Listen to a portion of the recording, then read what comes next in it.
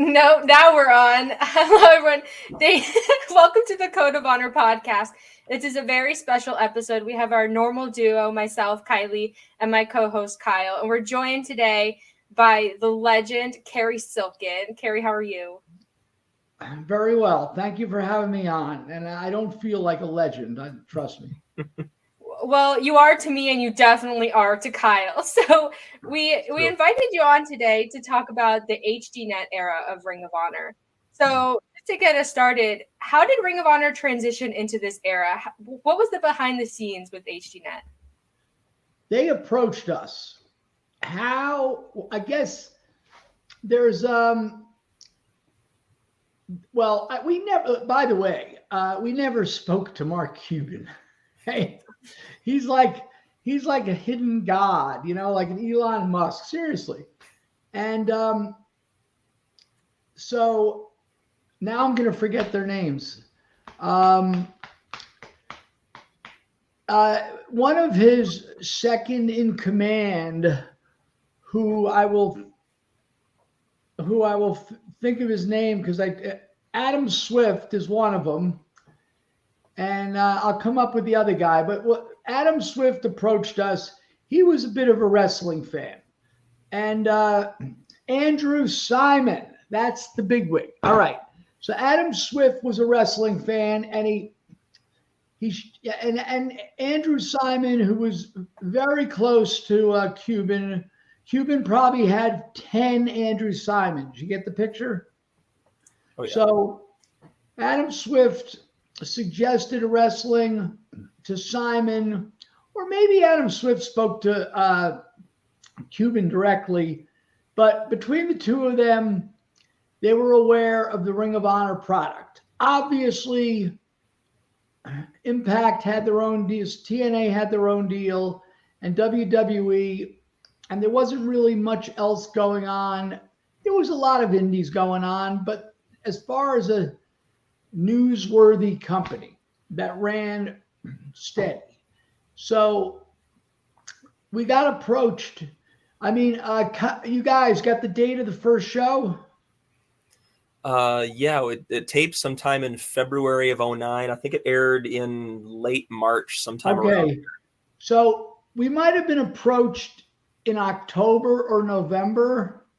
And up until that time, the only thing we had done, and I don't know if we talked about this with you guys last time. I think we might have, but anyway, those pre-recorded pay-per-views that were on In Demand and also on, I think the Dish Network of the time. They had pay-per-view section. You could buy pornography or pay-per-view, right? So, but here's the thing. We're coming out with this thing 4 to 6 weeks after the fact. And, but yet people wanted to see it. So the sacrifice was you're not going to sell as many DVDs, which was really helping paying for something, right? So when I heard us, oh yeah, and we had done The Wrestler in 2008. So when I heard about Andrew Simon or HDNet and Mark Cuban, I was like, okay, wow, we could be on TV. Cool. It's never going to happen. But, well, lo and behold, at the old ECW arena, at a regular Ring of Honor show, it happened pretty quick. Might have been November, might have been December, but those two aforementioned guys, and they were so helpful. So I will say their name again and probably a few more times. But Adam Swift and Andrew Simon, and they wanted to do the deal. And hey, guess what? Besides getting national television exposure, and they're gonna finance a good chunk of it. And I had known from the olden days, and maybe you guys know this, maybe you don't. So we're talking territory time, right? The guys didn't get paid for TV. They got like 25, well, whatever. It would be prorated, but like they got at the time $50, even to do like the TBS Super Show, the 605 show, right? You with me? Yeah, main event. Who knows? These guys got paid nothing, peanuts, just expenses and a few dollars. That's just the way it was. The idea was that you were getting your face on TV, right? And the people are seeing you. And even Ric Flair, that asshole, he only got $25, $50. So all of them. So when I heard about the TV, I remember being in the back with Nigel, Brian, Aries, Jerry Lynn was with us. And I mentioned to them, we're doing this TV, which they were really excited, but I can't pay you the normal rate, because we're not going to sell a lot of tickets. That's another good part of this, because we got to do this in Philly. And they all bitched and moaned and cursed me out behind my back, but then they accepted it. There wasn't a lot of cursing me out behind my back. I always ask, like Tyler Black, or when I saw him and Steen, or Steve Carino, or this one or that one. I just wonder how, it's like any other job. But they got a reduced rate, and off we went and started doing HDNet.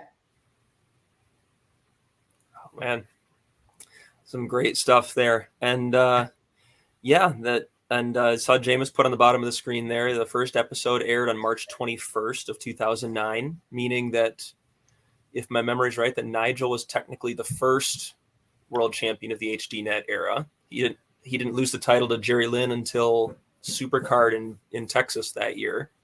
But that's why I'm glad you're interviewing me, Kyle Sparks, because you know way better than I do. But when you say these things, it seems like yesterday, and I can envision them. But yeah. Oh man. So go ahead. Then we had. So then we staffed the show out, and Dave Prazak was, of course, calling play-by-play at that point. He had been working for ROH for quite some time. But the one that threw me for a bit of a loop was the addition of Mike Hogwood, who, rest in peace, passed away in 2018. I was going to get to that. Now, correct me if I'm wrong. Wasn't Hogwood like a one-man booth? Not to my recollection. I believe he was always paired with Prazak, but yeah, he'd come predominantly from ACC television and things like that. They insisted on using him. I don't think he was a really good dude, and he wasn't the worst, right? But he didn't have pro wrestling experience, but he had a really good name in the South on a small, a smaller platform. He was, if you were like a college football or basketball person, you would know this guy. But he wasn't a household name or anything. So, yeah. And I don't know if we would have had Prazak and whoever else was doing it back then. It was a rotating cast. Who was doing it with Prazak on the DVDs? Lenny Leonard was doing it quite a bit early on. Right. It could have been, Eric something or other, I think, was in there at one point. There were a few different. Yeah, well, whatever. If the point being is we would have had Prazak and Lenny Leonard, would that have been would that have made the whole thing a better experience? I don't know. It wouldn't have hurt it. It wouldn't have helped it that much. But they insisted on Hogwood, and Hogwood made a really good effort to try to learn about the business, and he knew that he was doing it on the fly to start with. And but here's the thing, guys. Boys and girls, I'm an idiot, as usual, just like with Ric Flair, which we'll get into shortly. I thought, good, HDNet, blah blah blah. I didn't do my proper homework. I was, as Bruce Springsteen said, I was blinded by the light, and I thought we were gonna just immediately this is going to be a groundswell of business. And, so if I would have done my homework, I would have found out that HDNet was essentially on no cable outlets, like zero. The idea of HDNet was it was in HD. So they were on, was it Direct? I think they were on DirecTV or Dish Network, one of the two. And you had to have HD TV, which back in 2008 and 9 or 9 and 10 wasn't as common as it is now. It was sort of, but I think they were on Dish Network. And I don't want to say anything bad about these people. Thank you, Jameis. Yes, I might have been there at Asbury Park. Because they gave us such a good opportunity. But not knowing this and not researching it, I'm supposed to be like a good businessman. I did really well over the years in the ticket business. You guys know all the bullshit from listening to my podcast. Sure. Coming out of the gutter. Anyway, but yeah, why I wouldn't research to see, let's see how many viewers HDNet can get. We were just happy that they were helping us, right? So when the first episode aired, I would think you guys would think that if people are watching it and we promoted it the best we could, maybe not the best we could, but okay. Because if we wanted to promote it the best we could have taken ads on certain broadcasts, like in Philadelphia, New York, little tiny ads, 15 seconds, put them on Raw or Impact. So we just let it go. Point is, after the first show, I thought there would be like a merch, there'd be like a good pop of orders, coming in. Now, right, we're on national TV after all these years. So the people who wanted to watch wrestling and were interested in non-WWE stuff were very excited, but a lot of them just couldn't get it. Mm-hmm. So there was no merch boom. There was nothing. It dribbled in a little as time went on, but I just can't say anything negative about these people. They were so nice to us.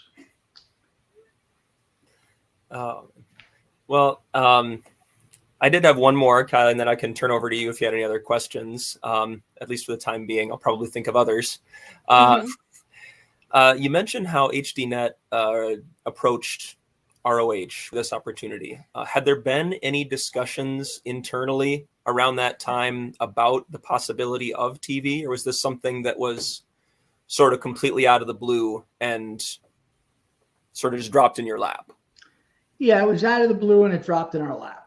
Just like Noah Pro Wrestling Noah did, just like the going to the United Kingdom or previous to that did, just like Darren Aronofsky's people approaching us for the wrestler movie.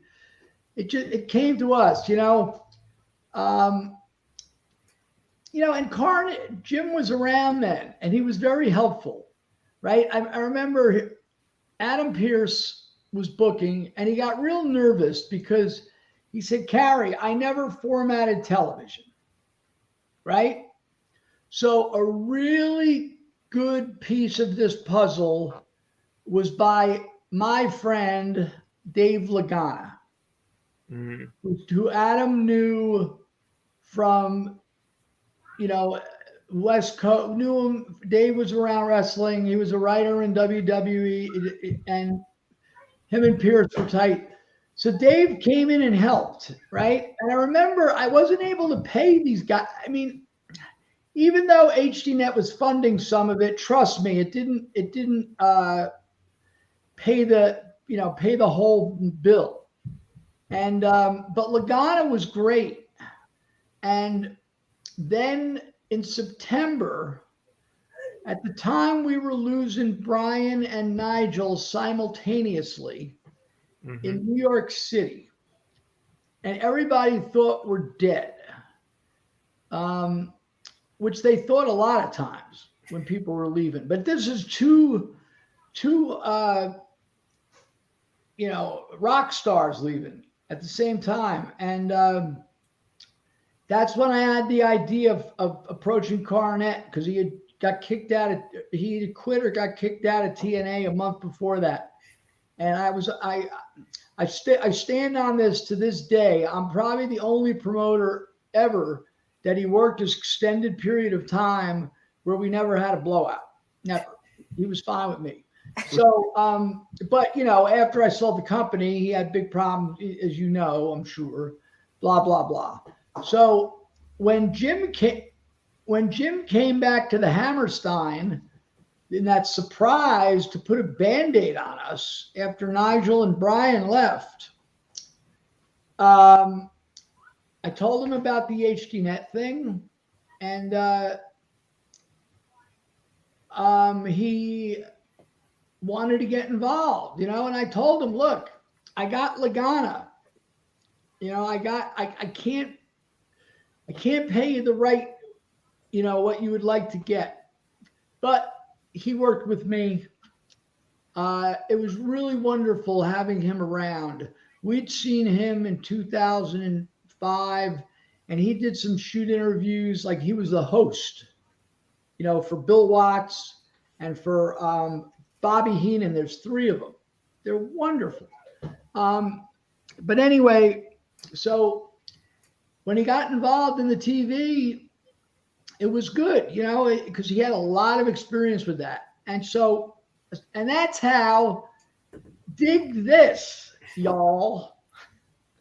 That's how Kevin Kelly got in, because he had no work at the time. And he was, friends with Jimmy. And I remember Kevin Kelly coming to the 2300 Arena. We had Hogwood. We had Prazak, right? But eventually we gave Kevin work. It might have been on the DVDs end of it. And I just saw Kevin a few weeks ago. We've had a long, he was another important guy. But anyway, I'm going off track here. Regardless if it was Lagana, Jim, or an Adam, there wasn't enough penetration to get the thing to work. It just wasn't. Maybe if we were the New York Yankees, people would have sought us out, but we weren't. Am I making sense? Oh, no, Yeah. Absolutely. Yeah, it makes sense. When did you start to realize that the HDNet accessibility would be an issue for Ring of Honor? Well, it wasn't an issue because we had no other choice. So if they're going to pay us money and put us on TV, even if it's only 10% of the country, I'm going to say thank you until something else comes around. But they were easy to work with. They had a really good crew. They always wanted, it was super professional. They always wanted really good lighting. They're not going on there with anything, half-ass. And Kiley, it's not like, I was like, ooh, we got to get rid of these guys. Far from it. And really, the production value of the HDNet era in a lot of ways, I feel like still stands up today. It looked tremendous. The presentation was fantastic. The location was good. Almost the vast majority, save for just a few episodes, was taped right there at the 2300. So correct. Do you remember where the other ones were taped? I remember one of them. I think there was only one. This is gonna shock everybody, but I honestly don't. Do you know, Kiley? I don't have a clue. She's still getting over shock that I don't know. If you did it like a puzzle, and you think of some of the names I just mentioned, You could and what possible wrestling promotion would be running that might have the facilities like they did in the old ECW? Anyway, Jim Carnett brought us to Louisville, where Danny Davis was running OVW. That's right. And I think we might have did 2 episodes there. And one of the episodes, my good friend Claudio, who was the nicest man in the world, and it was very tight quarters there, and he whipped some guy outside of the ring, and it hit into the HDNet cameraman. And the guys left the truck. They were pissed. We got to watch out for that, right? I mean, this was like you see the car coming, whatever, and it's too late. It's not we want to talk about accidents here, but the kind of accident where it's like, what? And then there's one like, oh no, right? Yeah. It's one of those oh no's. So anyway, other than that, we because we were dealing with the same tech people every week. And so yeah. But do you have any other questions?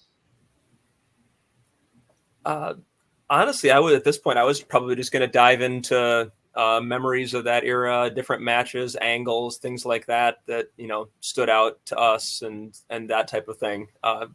But Kiley, unless you had something else. Yeah, I was going to move into creative. I was really interested in the transition from DVD to national TV with, this incredible roster. And a lot of these guys have gone on to be, big national TV stars in wrestling. I'm really interested how creatively maximizing national TV time. What was that transition like backstage? Well, I don't want to correct you. Well, I will. I have to correct you. We still were doing the DVDs. Mm-hmm. It wasn't like, that was, you got to understand, that was the backbone of our business, which always lost money anyway, as well as as well as merch. But the people loved to get waiting, and we never turned around. We never turned them around fast enough.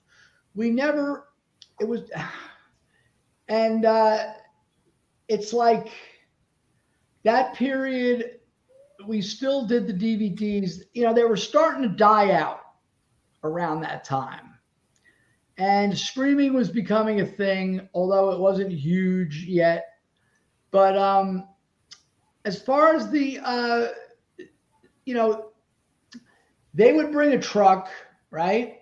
It was like, wow, look at this. Holy shit, right? And everything was formatted to the minute, because you had to do literally, because we were dealing with three 48-minute episodes. I think that was the number. 12 minutes of commercials, something like that. So it was really challenging. And their idea, now that you're jogging my memory, was they wanted each card to have one signature Ring of Honor match. Roderick Strong against Austin Aries or whoever, right? And the other things we could do what we do, we can do what we want. And looking back on it, I should have been more demonstrative, because I learned there, and I knew this ahead of time, but this is where I really learned this, that every second of the TV is so valuable. And we had some really subpar matches, and guys that we shouldn't have been using in retrospect. Every minute, and that was a mistake. You could just look at the cards and who I'm talking about. And I didn't look at any of the cards, but yeah, on a positive side, it yielded a lot of people. Kiley, did it dramatically change? I don't know what you're expecting me to say regarding the production and the process, but I'll try to help you if you explain it to me, what you're looking for me to say, or what aspect. No, I was just I'm always very curious about booking and the promotion side of wrestling. So Okay. Well, at that time, Adam Pearce was the booker, but now you have Jim Carnett coming in. And Adam knew that, I'm not, Jim didn't want to be the booker full time. He did not want to be the booker full time, but he loved agenting some matches and he specialized in tag team matches. And he was so damn good. And even like guys like the Briscoes that were seasoned at that point. And, he brought in Charlie Haas and Shelton Benjamin, who at the time, some of the fans were like, oh, these aren't ROH. Yeah, and they were wrong. Jim was right. This is also at the time when like Davey Richards, who didn't he team with Eddie Edwards, right? Yep, the American Wolves. Right, and you're probably thinking, how does Cary not just know that off the top of my head? I'll tell you about a wrestling show at Madison Square Garden in 1970 off the top of my head, but I can't. Yeah, so him and Eddie, Davey, it was just good. We just had good guys. And, let's not forget Claudio and Chris Hero. So, and this was considered not a golden era, by the way. They consider the golden era with Punk and Joe and Nigel, and whatever. But I think every era of Ring of Honor, even if you go yearly, it's been damn good, if nothing else. So Jim would come up with these finishes and these just interesting things.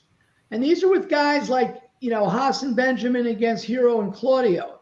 And he really knew how to do it. And it was great. And as far as the production for the HDNet, I mean, the formats were laid out. We talked about that. And I think not Pierce. One of them used Lagana probably would sit in Lagana would sit in the truck. And so if there was something from the front, like look out for so-and-so, blah, blah, such and such, he would be back there to tell the guys mixing, I forget how many cameras it was. It was good. It was like an 8-camera mix, I think. It was more than 4. I know that. So, but yeah, it was really, it was good. And it's interesting to think about all this stuff because I don't really think about it. No, and you raise a valid point that a lot of people perceive the quote unquote golden age of Ring of Honor to be that 2004 to 2006, right in that vicinity, and it's part of the reason why I wanted to talk about the HDNet era, because there was some tremendous stuff going on in this era. You had the rise of the American Wolves. You had Jimmy Jacobs and Tyler Black doing their thing. Right. Go ahead. I was just going to say, how could I not have spoken about Tyler Black yet? Go ahead. I mean, you had the Briscoes, you had the Kings of Wrestling, and then on top you had Jerry Lynn undergoing a career renaissance in Ring of Honor. You had Nigel McGuinness for a while before he left. You had the rise of Roderick Strong finally taking his spot atop the promotion after being there for so long. There was a lot of great stuff happening here, and that's kind of why I wanted to do this, because I feel like it does get overlooked. Yeah, I think you're right.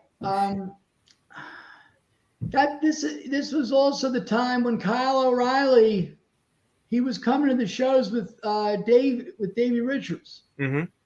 And Adam Cole, little young Adam Cole was, do you know that he trained at CZW? Yeah, he started his career in CZW. I think his first title was the CZW television title. Did we talk about this last time? I don't believe so. Not that I recall. he used to come and do ring crew. You know, we would tape during the week, and it was really hard to get people to come. You know, when you're running every 2 weeks and it's not a proper show, it's hard to get people to spend money. And which is a whole nother, I'll get back to Adam Cole eventually, but that's a whole nother section of this. We would only sell like 200 tickets maybe, and we would have to paper the place. And my man Sid, who was head of the office, he would go all around South Philadelphia, youth groups, organizations of various natures, churches, fire departments, police, leave tickets at the Oregon Diner or Tony Luke's. And what would happen is here's a proven statistic. If you give out 10 tickets, one person comes. I don't care what, unless it was like, Justin Bieber or Metallica or whoever. I'm just talking about a random thing, right? That the community, it's not like, Ring of Honor wrestling tickets. Oh man, I'm gonna go. You know, these are people that just like, what? Oh, there's wrestling. Yeah, all right, I know where that place is. I live so it was hard to get people there, and it was hard to get the people to stay there. They were good for the first hour, and then we were in trouble. And we tried not to do intermissions or long intermissions at all, but you had to at some point, and things have changed. And so that was an interesting thing. Yeah.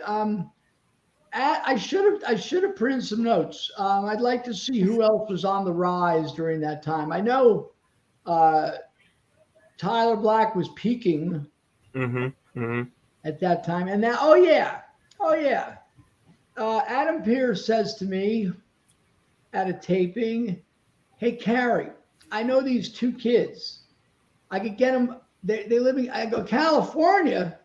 I go, "Dude," he goes, "We fly them on blah, blah, blah. It's like 150 round trip from LAX to Newark. And you only got to pay them like 75 each. I'm like, "Are they good?" He goes, "They're good." Well, you know who that was, right? The Young Bucks? Yes. Love them. Yeah.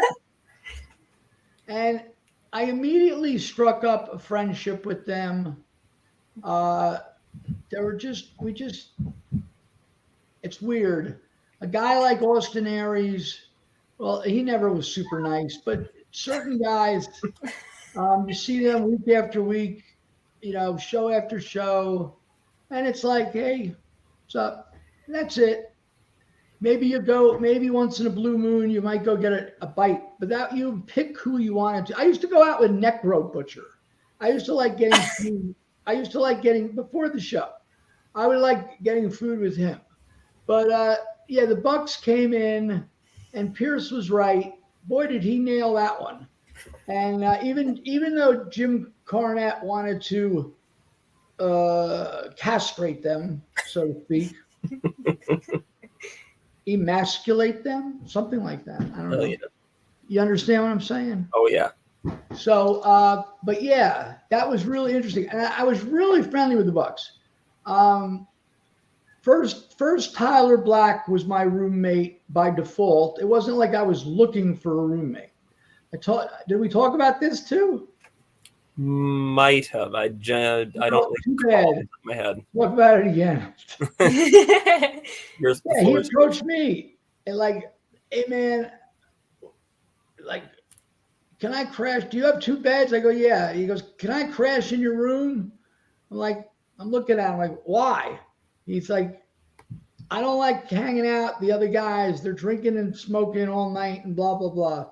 So he was my roommate. He was a good kid. I love him. And then the Bucks. I had 2 roommates. the Bucks. This went on for years, like, 10, 11, 12, and it wasn't like every show, but if it worked out, and I would hang out with them, and I got to know their family. This is all the HDNet era.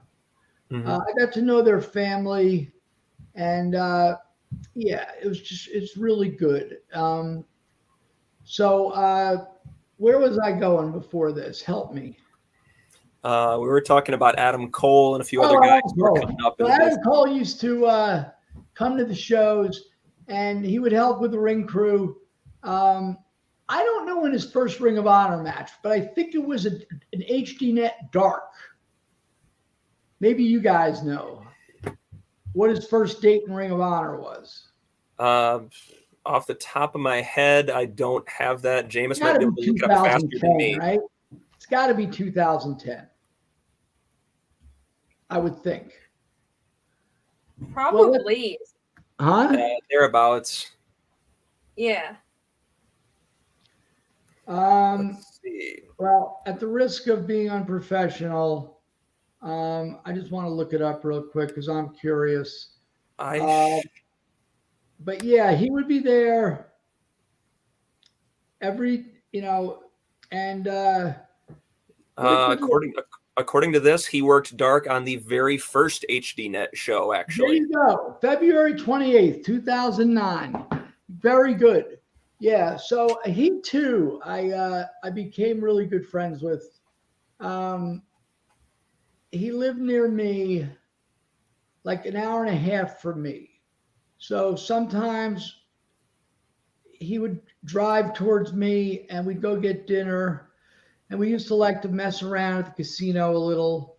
And then I took him and Kyle O'Reilly to Yankee Stadium, and I took Adam to his first wrestling show at MSG.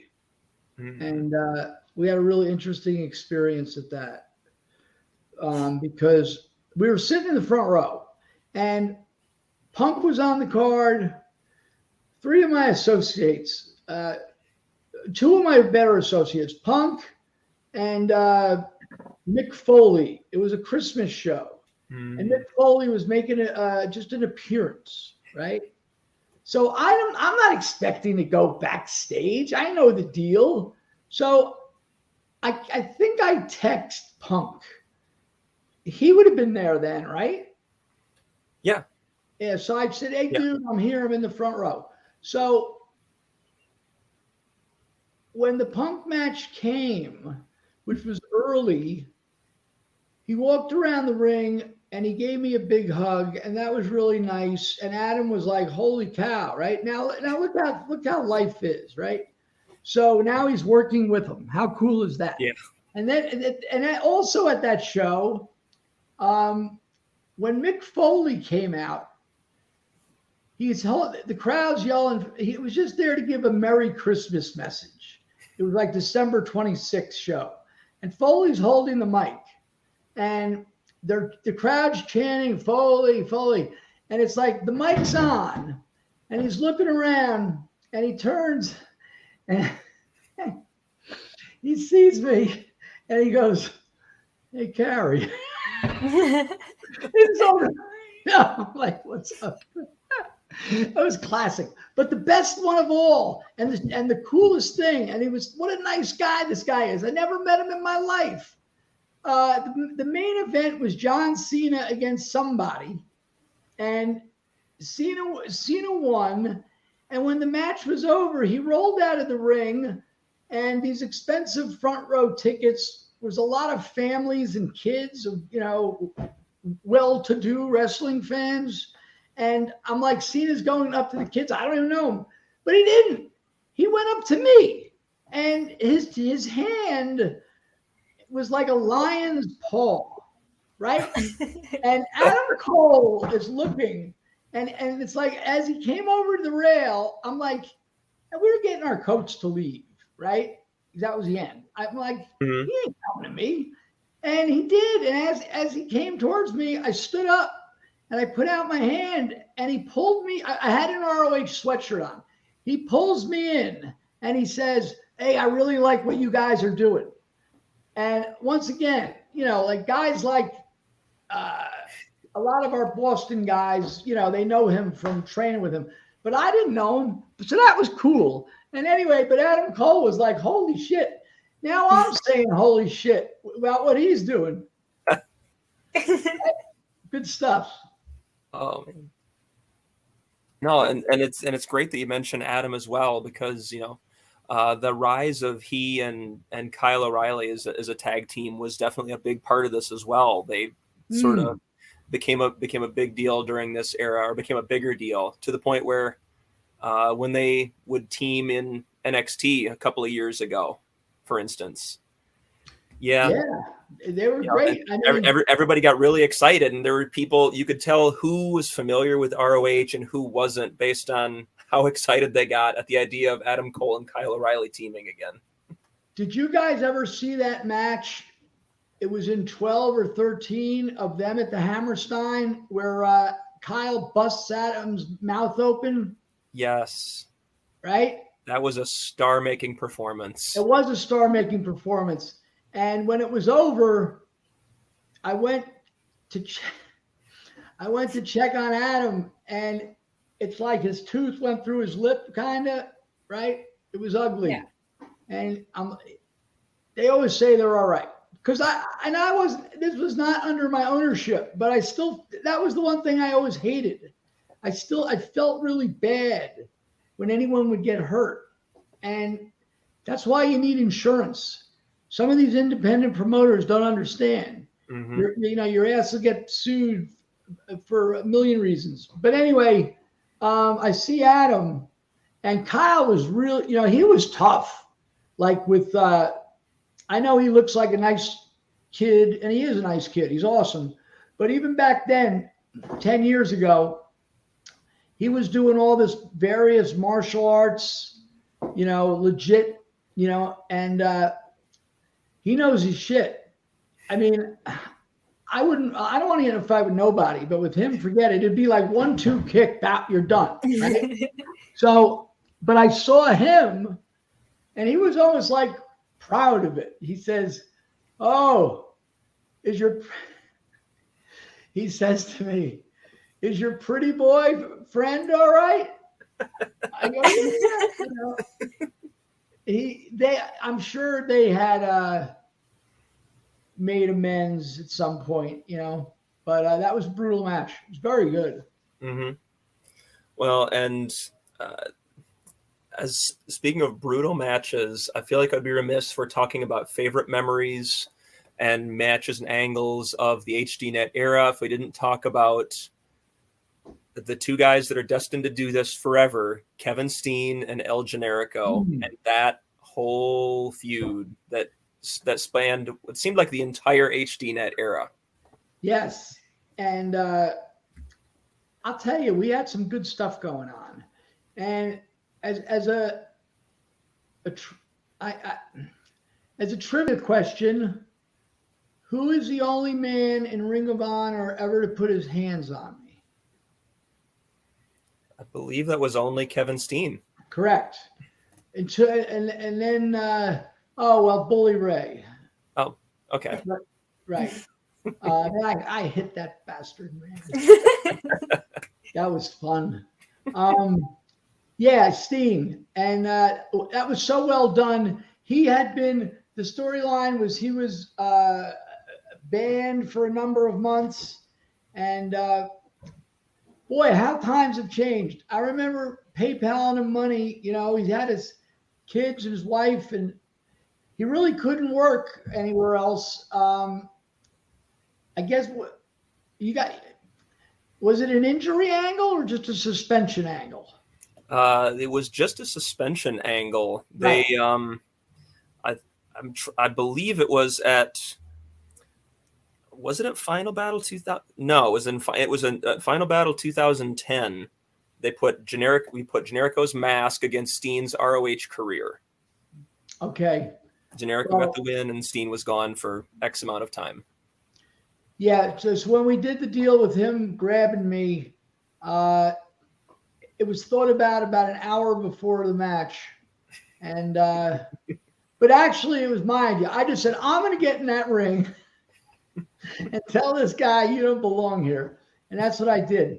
But yeah, I mean, it's funny you guys mentioned them, and I like they weren't even brought up during this whole conversation. Imagine that.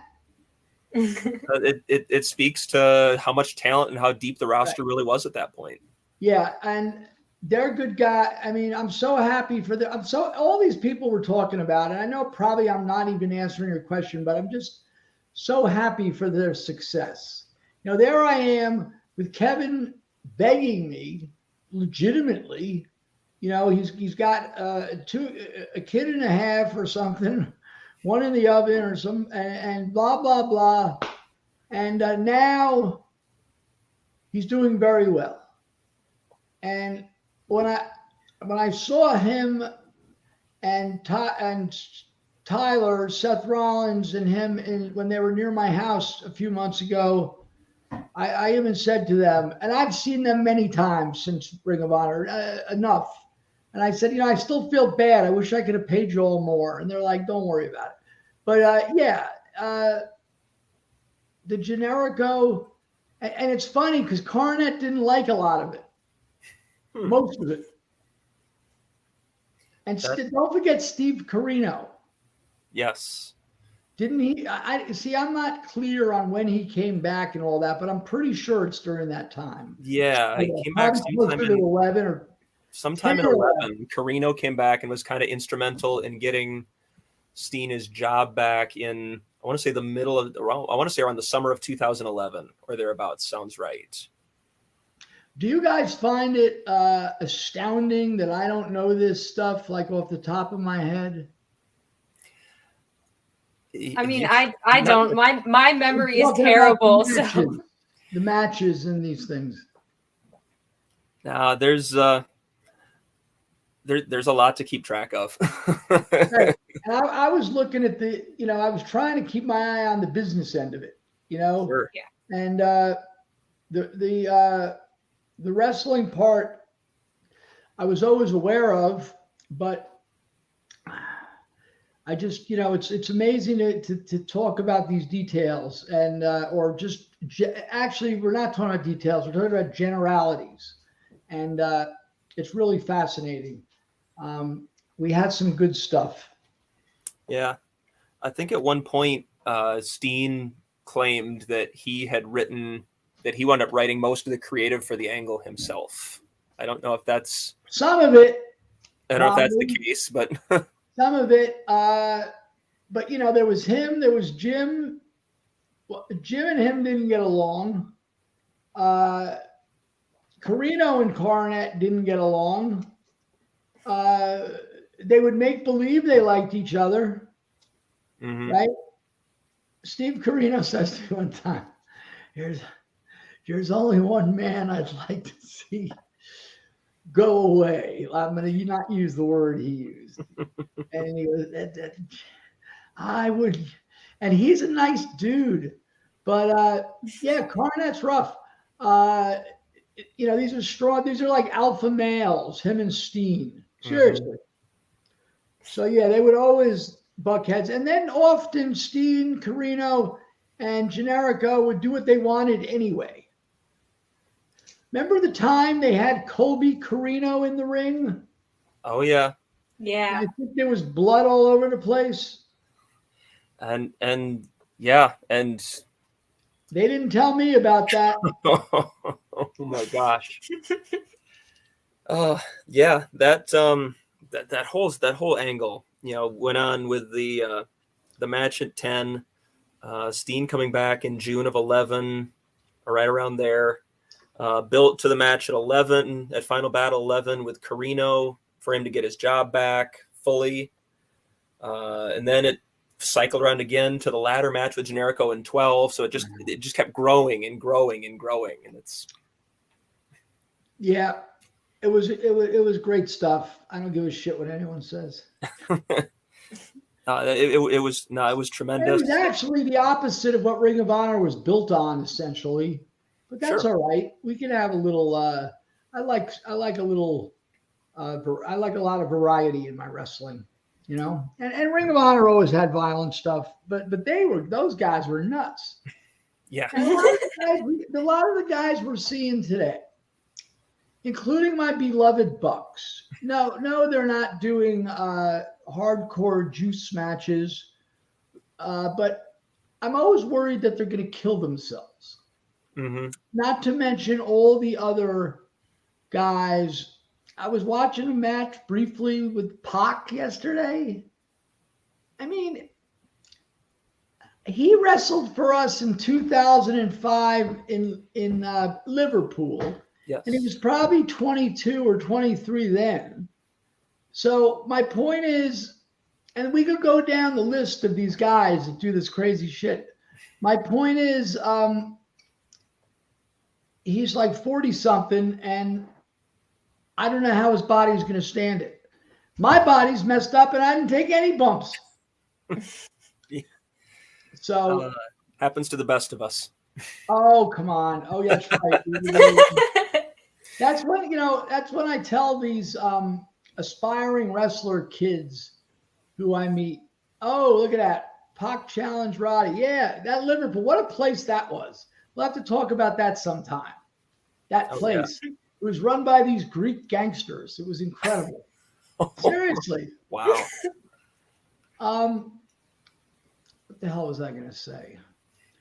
It was good stuff. What were we talking about before that? We had just been talking about the Steen and Generico angle, and then you got into some of the high risk. Oh yeah, thank you.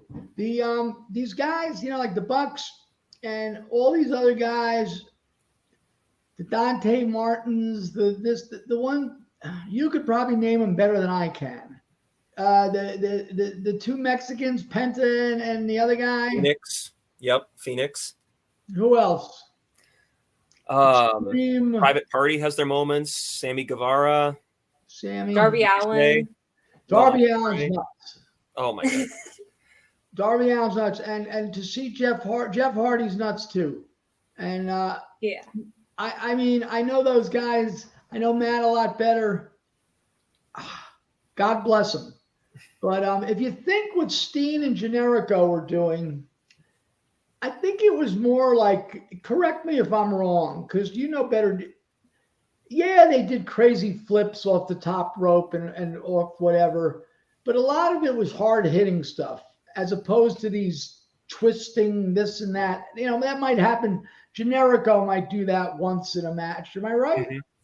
No, absolutely. Yeah. They did things like purposefully making sure that Generico never hit his turnbuckle brainbuster on Steen until he finally was able to do it at their match at the final battle in 2010. Like that was the first time he'd ever actually done it because he'd been driven to this place. And so they used the lack of moves to help advance that story. Right. And I mean, I love AEW. I really enjoy it. I don't watch WWE, maybe a pay-per-view, but maybe like I might have watched, and I know there was some good stuff. I might have watched 20% of WrestleMania, but AEW I will watch. Same with their pay-per-views. It plays well live. When I was in Philly 3-4 weeks ago, crowd's totally into it. But these guys are going to get hurt, and it's basing it on Steen and Generico, which is considered, they did wild stuff. I think if we did a chart of an average match compared to what you're seeing now, they were doing like 20% maybe. Well, yeah, they were very. I remember them being very careful that there was a purpose to all of it. Right. And what I was going to say was, I'm not like a wrestling seminar guy. I could tell you how to lose money. Dutchman, I saw Dutch Mantel last week, and he taught me 20 years ago. I knew it going in. He says, "Hey, Cary, you know how you get $1 million?" I go, "How?" He goes, "Get in the wrestling business and start with $2 million." So, But what I tell these kids, these people that will ask me sometimes, ooh, I'm talking about smaller events that, well, they'll do it at Ring of Honor, the old Ring of Honor shows, of course. Oh, would you watch what'd you think of my match? Or did you watch it? Or can you watch it? Let me know. I just know it's good, essentially. But when I tell some of these guys, I've been to a lot of seminars where I'm just sort of standing around. We used to run them with Pierce and Jim Carnett, and then Delirious and Jim Carnett, many of them. And I've been to other ones. The only thing I'll ever tell these wrestlers is like, and it sort of goes against we're talking about these high flyers doing these like the man on the flying trapeze, doing these death-defying maneuvers, right? And if you think about it, it's hard to put anyone in this category modern day, but I'm going to just say Roman Reigns for modern day, and going back a ways, The Rock, Stone Cold, Hulk Hogan, asshole Ric Flair, and of course Bruno Sammartino. These guys made, number one, they made the most money. Isn't that the idea? Yep. And someone will say, oh, well, because I was going to say they didn't go off their feet that often. Now Roman Reigns, it's a little different style now, but you know what I'm saying. They all made their money right here, right? Mm-hmm. Right where I'm not going to make anything. So, yeah. And like I used to tell these people, these student wannabes try out. Everyone's not going to have the natural talents of AJ Styles and Bryan Danielson. There you go. And the Young Bucks, to be able to do that shit, and these Penta and whoever, and the Dusty Rhodes. I left his name. I used to like to use him. Yeah, that's where you make money, and having a personality, which is hard to do these days, but it happens. Look at that. What's the name of the guy in WWE that was very heavy? He's probably still around. Short, real heavy guy with the suspenders. Otis? No, come on. The guy was like 300 pounds and like 5'6". He was popular like 2 years ago. Ryback? No, little fat Otis. Guy. Otis, thank you. Dozovic. Oh, okay. Right. Good job, Jamie. He baffled science, So anyway, that's my advice for anyone listening who wants to be a wrestler. Unless you have the physical ability of an AJ Styles, which is like a miracle, right? Try what did he want to eat?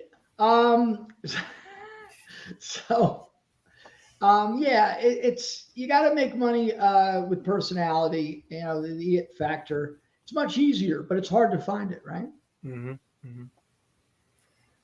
Yeah, I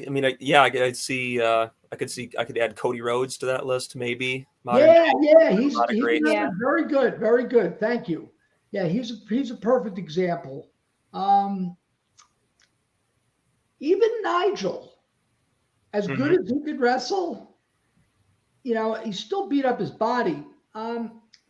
It's hard to find good examples in the modern age, but yeah, Cody's good. Frankie Kazarian, how about that? Yes. Yeah. And I'm not saying he can't do a little flying, but he wrestles appropriately, and he's good. MJF too. Thank you. Yeah, I could even throw out Christopher Daniels. Yeah, of course. But I feel like I've dominated a lot of the conversation here. Kiley, did you have anything to ask? I feel really bad of here. What? Well, I was going to ask about Steen and Generico, but you robbed me of that. I'm sorry. No, it's all good. I'm enjoying just listening to the history discussion. I'd like to see Kyle flex his history muscles. He knows everything. If you ask him a question, he just knows. That's good, because I don't. Oh, but I got some good stories. Absolutely. No. We're thankful to be able to hear them. We're glad. We're always. I don't know if I thanked you appropriately when we brought you on at the beginning of the show, but we're always glad to have you on. It's fine. You guys are cool. Oh, thank you. Jameis has a question, apparently. So now I'm going to wait for him to type it, I guess. He said, piggybacking off of something that I asked earlier regarding production value. So maybe we'll all just have dead air and wait anxiously for Jameis to take this question. We have dead air. We have a little bit of dead air. I can tell you a few jokes. Oh, mercy. There was a guy walking down the beach, little old man, and it was early in the morning, and he's like, what? It looks like a genie bottle, like coming in from the ocean, like you would, like one of those Indian kind of bottles that a genie might pop out of. You know what I'm talking about? Sure. Yeah. The man picks it up. And he's looking around like he's embarrassed. What am I going to rub the thing? But he's like, maybe I'll get a wish. So he rubs it. And the damn genie comes up. And he looks down. He goes, I'll grant you one wish, sir. And the guy's like, wow. All my life, there's been famine, wars, violence, horrible things my whole life. Maybe, Mr. Genie, the rest of my life, I'd just like to see some, world peace. And the genie's like, man, that's rough. What would your second wish be? And the guy goes, I've been married 45 years. And maybe just like when we were young, me and my wife could have some really hot, I'm cleaning this up, could have some really hot action. And the genie looks back down and says, can we talk about that world peace some more? Thank you. Hey, there we go. Did HDNet bring in their own producers and cameramen, or did you stick with the original team? Yeah, they did. And the guys we were using, that was rotated over the years, but when they came in, we're not going to have whoever was doing it for us at the time. When they have real guys, and that was part of the, they had the right equipment. It's a shame it didn't work better. They had the right equipment. We had the right product. We didn't execute it properly. And I'll stand by that. And if I was with Adam Pierce, I have said it to him, and he agrees. Like, it's always that easier to think of what you should have done. With all the good things Ring of Honor did, and some of them happen organically, this one, we should have thought it out better. And even with Jim, there were some really half-assed matches. I used to get annoyed, and it's hard to say anything to these guys. I'm going to tell Jim Carnett how to book wrestling. Yes, I appreciate you jogging my aging memory about this. I don't even think I did an HDNet episode on my Last Stop Penn Station podcast, which is always there. Mm-hmm. If people want to go back and hear these stories about Ring of Honor and these wild, woolly stories about me in my various incarnations of life and hustling, and it's all based on characters. And I was thinking about this before. You guys are sort of, and Jamie, who I've gotten to know a little bit, you're out of the, you're like,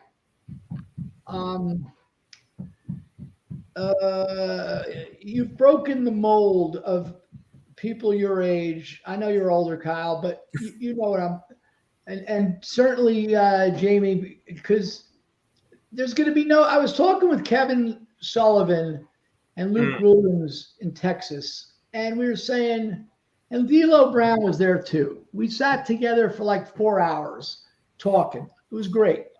Maybe 3 hours. Anyway, and D'Lo's probably 50 something, right? And it's like this, when we all die, there's going to be eventually there's going to be no characters. Now, I'm not talking about Duke the Dumpster Drozy. No, I'm not talking about the Rey Mysterio character or the Hangman Page character. I'm talking about characters in life. Like, crazy Uncle Louie. I saw him 2 weeks ago. Or, Charlie the Chomper, who lives down the street, right? And it just, so my podcast is about, and maybe I'll get the damn book out one day. But it's about characters and these nut jobs. And, there was no internet. There was no cell phones. You had to communicate with people. And it's becoming a lost art, or it's become, and even by people my age, it's pathetic. There's nothing worse than a meager text message saying sup or HRU. If you want to know how I am, and I'm not laying dead possibly, or anyone's laying dead, call me, right? Mm-hmm. And I am a conspirator to what I'm preaching. I'm a conspirator, I'm talking out of two sides of my mouth here. I will not send a text that says SUP. That I won't do. But I fall victim to it too. And it just fucking sucks. And you want to have, I was listening to an old podcast today from 3 years ago with Dutch Mantell and Ricky Morton. And I saw Dutch last Saturday. He was at a wrestle convention near my house. He was there. Luke Williams, JJ Dillon. It was fabulous. And my friend Rhett Titus wrestled that night. But we were talking, and like with D'Lo, going back to meet D'Lo, Luke, there's going to be no more characters left. You got to cultivate them and keep this kind of thing going. I like to be able to think I could just talk to someone random. Like if I'm in a store and we're in an aisle and we're both looking at sort of the same kind of cereal, I might say, hey, did you ever try so-and-so? People are scared to do that now. Sorry for this tangent, but I think it's important. No, spot on. What do you think about that, Kylie? No, I definitely agree. I think we've gotten to a place where people just don't want to talk to each other.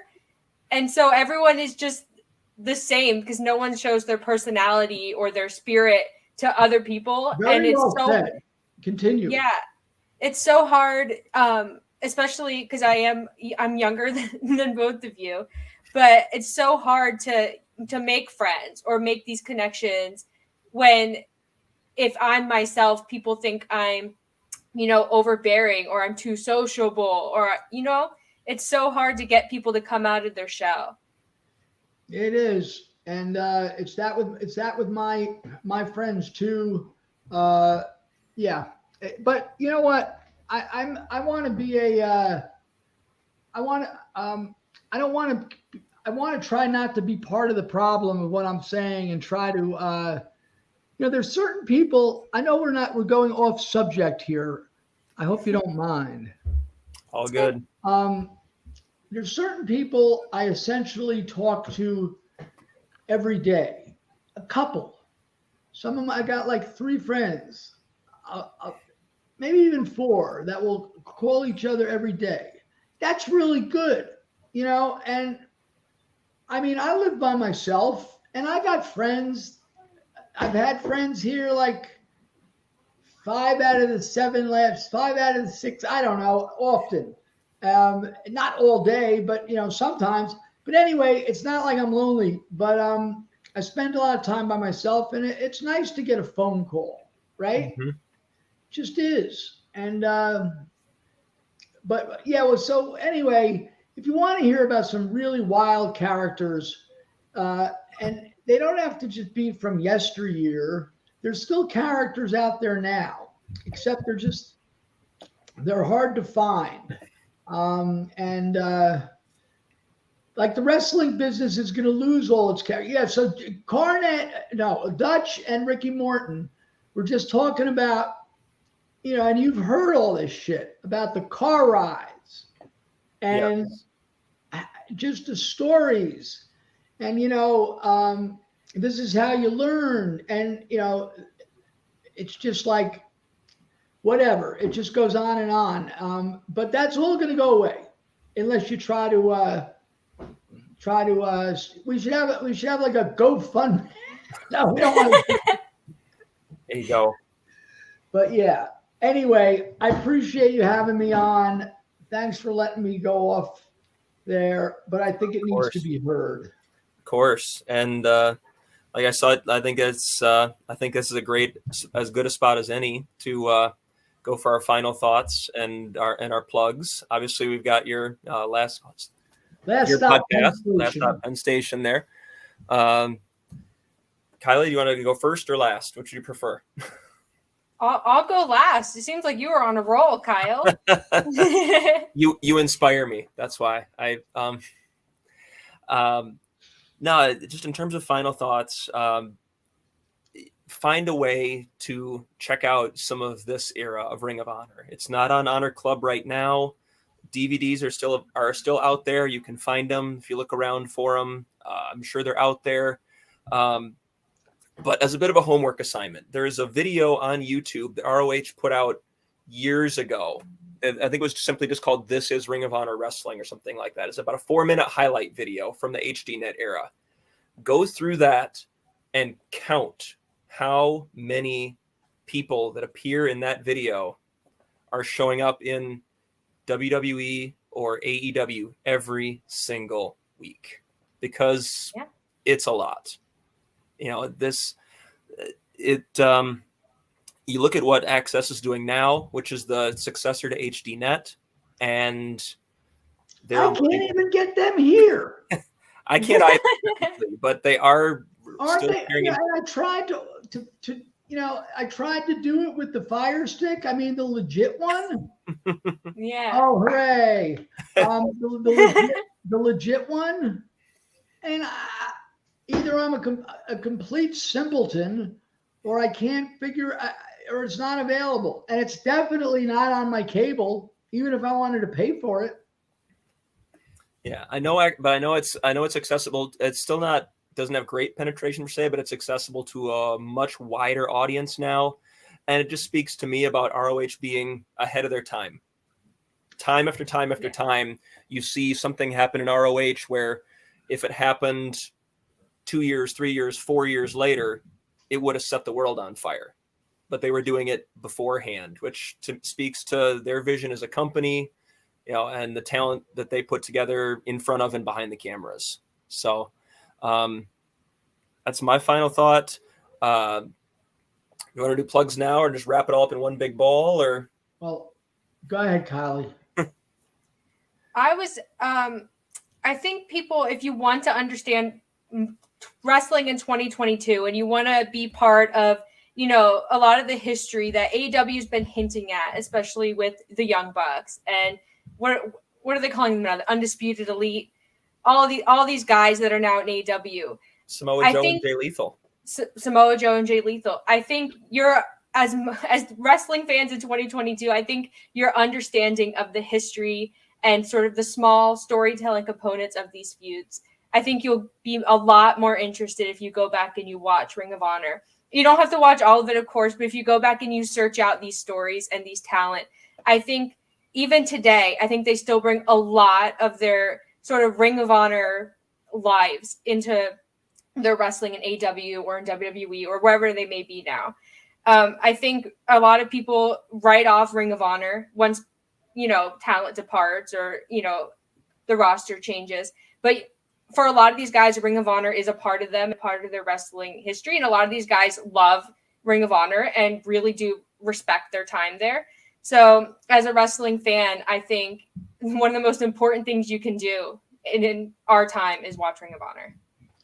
Well, thank you guys. And I've said this before. I'm sure I said it on the previous podcast, but I always considered myself a producer, right? Not a booker, not anything else. I was a producer. So what am I going to do? I'm going to try to get the best people behind the scenes, the best lighting we could afford to do, and so on and so forth. And it's like I had so little to do with the way the stories rolled out. There were certain times I would say, I like so-and-so, he should get a push. But I had a lot of faith in Gabe. I had a lot of faith in Adam. I had a lot of faith in Delirious. And when you got guys like Carnett around, you're pretty safe. So, but I'm proud of I'm proud of the contribution to the wrestling landscape. And when I turn on any of the aforementioned shows you just rattled off, including Impact, yes, it's like all my children. And it's really cool.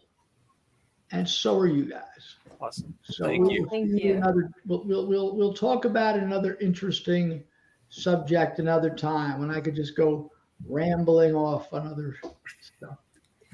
I would love that. I'll have my popcorn ready to listen. I love hearing about all this stuff. Absolutely. My pleasure.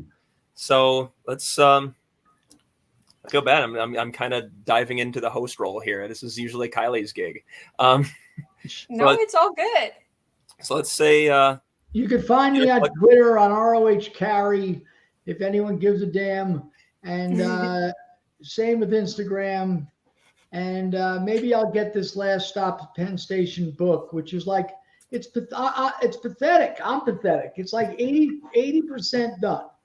It's written. It just needs to be. You're right there. It needs to be edited to my liking because there's some questionable things in there. But that's what what comes down with any book, So maybe I'll be inspired and start doing a little every day. So, But in the meantime, you can listen to all those episodes. And it's funny, I notice on the iTunes thing, you can't, these guys, you can't, and you guys know this, you can't quantify the numbers of people that listen.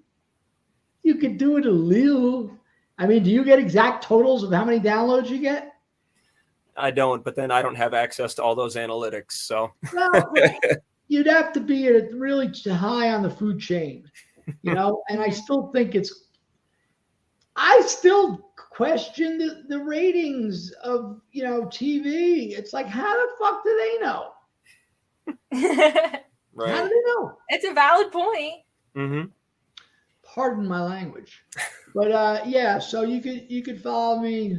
I like to post stuff about old wrestling, posters, this and that. And hopefully we'll be seeing Ring of Honor on a more regular basis. And yes, I've been putting up these Please Respect Wrestling History things and all those posters, by the way, that I put up. I don't know if you guys see them. I know. Oh yeah. Jamie sees them. They're all legit. It's not like I'm taking a picture off the, and these are all, These are all in my house, which you guys are welcome to come see at any time. Yeah, and for those who don't know, and you should absolutely follow Cary because there are some fantastic artifacts that he posts up on a pretty consistent basis. I try to do one every day, and we'll see what happens. Ring of Honor is in good hands, and we'll see what happens. Absolutely. Well, thank you. As for me, you can find me on Twitter at Kyle K. Sparks. I will occasionally be trying to live tweet Rampage and Dynamite as they happen. The last couple of weeks, that has not happened. The 5:30 start time for Rampage really messes with my schedule with that is terrible time. With a real job, yeah. But they're kind of you can't live tweet it. I guess get that. But yeah, I do record it and I watch it, but I've got tens of people that might be concerned about what I think about it. So, but check me out there at Kyle K. Sparks. Eventually I will write something else for Body Slam, I swear. In the meantime, every Monday at 3:00, we're launching Code of Honor cast. What is Body Slam? Bodyslam.net is our parent website. Jamie never told me Jack about it. Bodyslam.net is our parent site. We run wrestling and MMA news, updates, events, podcasts. So you can follow Bodyslam.net on all the social media channels, Facebook, Instagram, YouTube, Twitter. Jamie is also an editor at Body Slam. A very, very nice plug there. Follow at Code of Honor. He'll be getting shot out of a cannon at the next circus. Go ahead. Follow at Code of Honor Cast on Twitter for updates from the show, including when we're going live, any guests, any fun. And please don't hesitate to DM us. Our DMs are open. Any suggestions, things you want to hear us talk about, guests, what have you. We're always interested. We're always looking to talk for more ways to talk Ring of Honor. So by all means, hit us up and come along on this journey with us. Well, here's an interesting thing. It just hit me. When I don't do many of these. There's these two guys in England, Caleb and Red. They have a podcast called Ringsiders, right? Yep. Good guy. Yeah. And I've been on their show like 12 times. And it's like, this goes to I was talking about the phone calls and that the whole thing. So like when I do that with them, it's like we're hanging out, right? It's not just like I got to sit there and be like, and I feel the same way with you guys. So not, maybe at some point you're going to get sick of listening to me. I wouldn't blame you a bit. But I'd like, if you didn't publish this at all, I mean, I'd be happy just talking, once a week or something. So anyway, that's our message for today. Besides the HD, oh yeah, that's right. Besides the HDNet stuff that you dragged out of me, the general feelings of that era. And with all this in mind, I want to thank you and let Kiley bring us home, baby. So you guys can follow me on Twitter at Fuller_Kiley. I do some live tweeting. Any projects I'm working on, I will put on my Twitter. I have some things in the work, but I'm in graduate school, so it's a very busy time for me. Do everything Kyle said. Follow Body Slam. Follow Code of Honor Cast. Go follow Cary. His Twitter is amazing. Go listen to his podcast. And when we get the book, read the book. One last thing.